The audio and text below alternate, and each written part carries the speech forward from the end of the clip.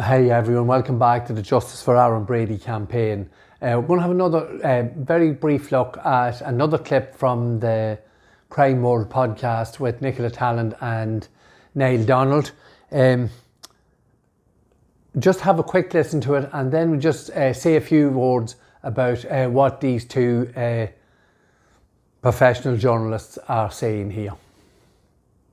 Is this campaign suggesting that Aaron Brady was fitted up by the state in the same way campaigns in the past would have been put in place for, the Guildford? Yeah, I mean, I think that is exactly... convicts and that kind of thing. Is it that sort of old school? Yeah, I mean, I think it's, we see a lot of more of these sort of campaigns in the North of Ireland. Obviously, it's clear that they're saying that the state has stitched them up. They've focused on a number of particular things. And why would the state have done that? Is there any explanation for that? Well, not particular. I mean, I'm sure there is. I haven't looked through the hundreds him out, of hours. this guy from Crossmaglen, and decided he was going to get fitted up for the murder of a Garda.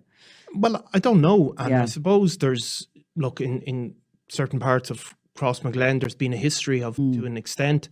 Whether any of that stuff rings true down here, I don't know. I mean, it's attracted a certain amount of, for example... It's kind of alien to us down here, maybe, does it, or something? Well, I mean, look, there's miscarriages of justice have gone on, but I don't know if it's a particularly, Okay, just a few things we just want to look at here. Now, the vast majority of the time when we create the videos for Aaron's campaign, we do try to stick to facts, details, time, CCTV footage, and keep it specific to actual facts.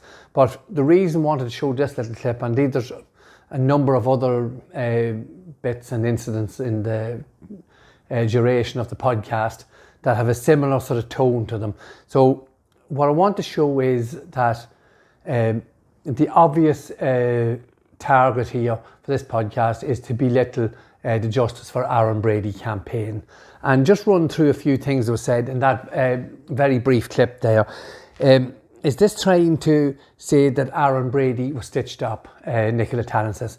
Well, obviously, there's 250, 260 videos created, so obviously there are some concerns. We've sent details to her, to our newspaper, to our editors, and obviously we have highlighted concerns. So this blasé way of saying, are they trying to say it was stitched up? And then she says, did the guards pick on this man from Crossmaglen, and somewhat dramatically. But we have shown quite clearly what happened. That Garda Síochána made a complete and utter hames of the start of the investigation. Predominantly, it looks to us like that was Pat Marry and Sergeant John Maroney. Made a complete mess of the initial part of the investigation, went down a rabbit hole, refused to come back up for 8 or 10 weeks, and then it was too late to actually go and seek and find the truth about what happened in the car park at Lordship Credit Union. We have, now this is a mainstream journalist who is involved in investigating crime and would obviously have some sort of knowledge in that area. And she mentioned, is this something like the Guildford? She couldn't go ahead and say it's on everyone's, tip of everyone's tongue, Guildford 4, Birmingham 6. But saying that these were successful campaigns might in turn give some sort of credence to what we are doing as far as she is concerned. And I do believe, if you listen to it again, what she's saying is, she actually says the Guildford convicts. So I'm not sure where she's coming with that analogy of what happened to Guildford 4, but it shows that the idea of the podcast from Crime World, Nicola Tallant and Neil Donald, the idea is simply to belittle the Justice for Aaron Brady campaign. And while they're discussing that, obviously Mr. Donald said, yes, well, obviously, there are things, these things are here again. If you're a journalist, you go and find out what the things are. The man who shot Garda Eilean is over 6 foot. The car that was used in the modern robbery is a grey Passat. The car that was used in the modern robbery drove south down the M1 and not towards the border. The car burned out at the burn site is not the vehicle used in the Motherwell robbery. The vehicles that were sighted, other vehicles that were sighted down near the burn site, cannot be and have proven not to be James Flynn's car. On Garda Síochána have told us Garda James Carlin, who viewed the CCTV footage from the PSNI barracks in Crossmaglen, says he spotted James Flynn's car in the square in Crossmaglen at the time of the Motherwell robbery. So these things are not small things, Mr. Donald. They're very large things. And your attempt, once again, as we've shown in previous videos that we have created in relation to your podcast, your attempt to belittle these things is somewhat pathetic. And obviously, an investigative journalist should be looking at these things to see if there's any merit, any credence, and if there's not, call us out on that.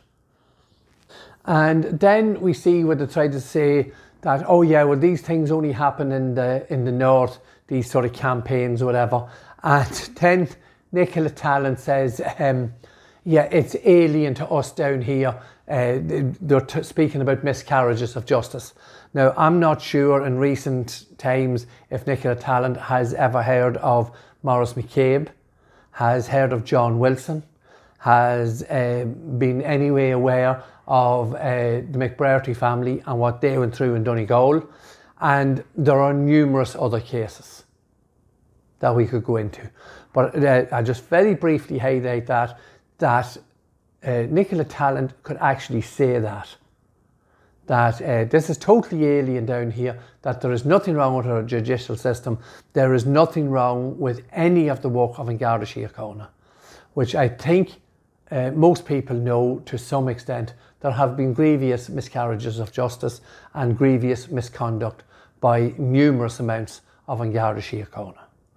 So that's just a very quick video just to show the idea and the atmosphere and again the narrative these two people are trying to create to belittle the Justice for Aaron Brady campaign. If they are concerned about anything we have said in the 260 videos, I know Mr. Donald said he didn't have time to look at them, but surely because we have done such a volume of work, it's there to be looked at and to be critiqued by anyone. If you're not going to critique it, don't create podcasts to belittle it. Have the manners and the decency to do your homework, do your preparation in some form of a professional manner.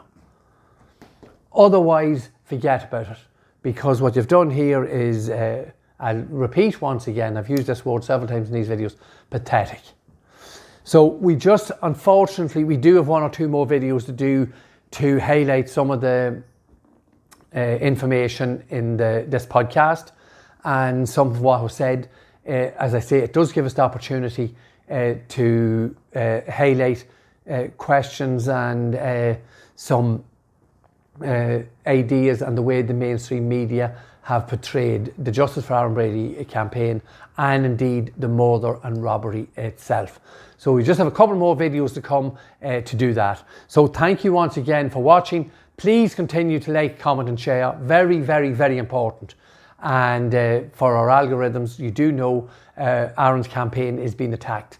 And as we've said on numerous occasions, if our voice held no power, there would be no need to silence us. But there is a concerted effort to silence Aaron's campaign. Thank you again for watching and see you in the next video. Thank you.